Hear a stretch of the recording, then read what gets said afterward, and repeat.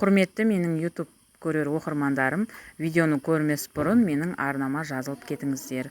Бүгін сіздерге қарбыздан жасалынатын мармелад жасауды үйретеміз. Қарбызды осылай кесіп аламыз, сосын ішін жақсылап өздеріңіз жеп аласыздар. Осылай болып қалады қарбыздың іші. Соның ішінің бәрін жақсылап тазалап, шопақтарынан барлығынан қырып алып, қабығын аршып аламыз. Осылай үлкендеу етіп жасай бересіздер. Барлығын қабығын жақсылап аршып аласыздар. Қазақша нұсқада сіздерге айтып отырмын. Өте керемет, дәмі керемет болып шығады. Осылай барлығын тазалап алғаннан кейін соломка етіп, үлкендеу етіп турап аламыз.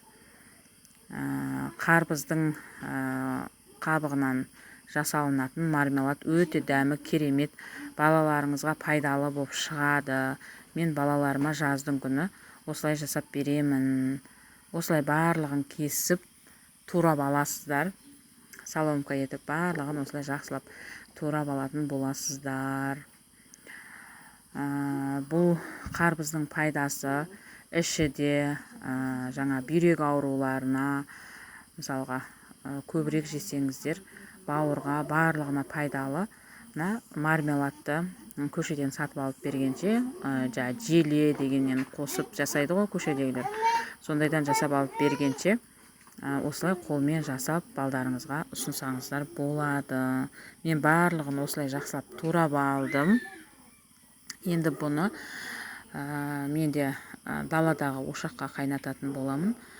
Барлығын жақсылап турап, қазір сіздерге көрсететін боламын.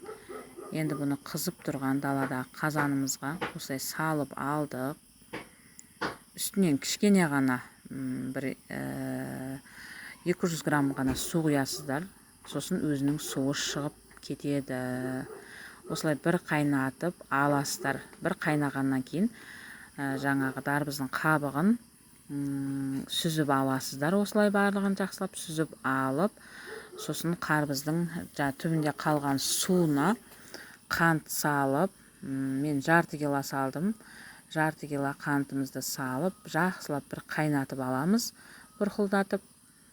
Содан кейін қайнап тұрған жаңағы сироптың үстіне қайтадан қарбызымыздың қабығын саламыз. Солай жақсылап қайнатамыз. Өзі сары реңге кіріп, қарбызымыздың реңі өзгеріп әдемі бола бастайды.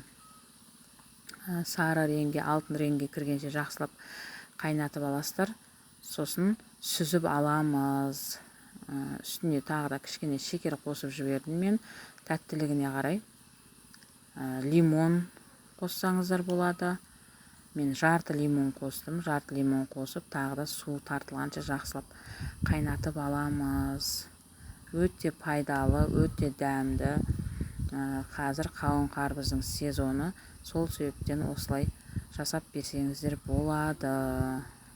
Қазір барлық үйден осылай қауын қарбыз үзілмейді. Міне мен дала ошаққа жасап жатырмын. Кәдімгі от жағып, солай қайнатып жатырмын.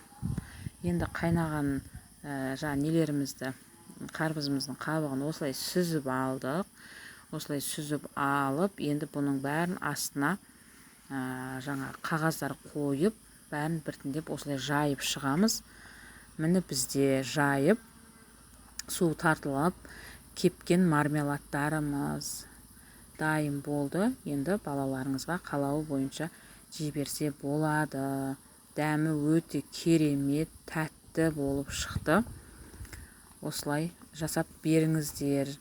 Видеом ұнаса, лайк басып, комментарий жазып, маған тіркелуді ұмытпаңыздар.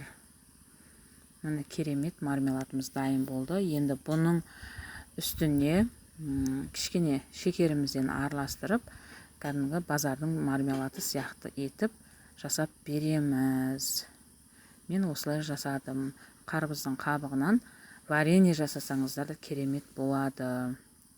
Ал бізге ас болсын. Осылай жасап көрулеріңізге кеңес беремін. Өте дәмі керемет.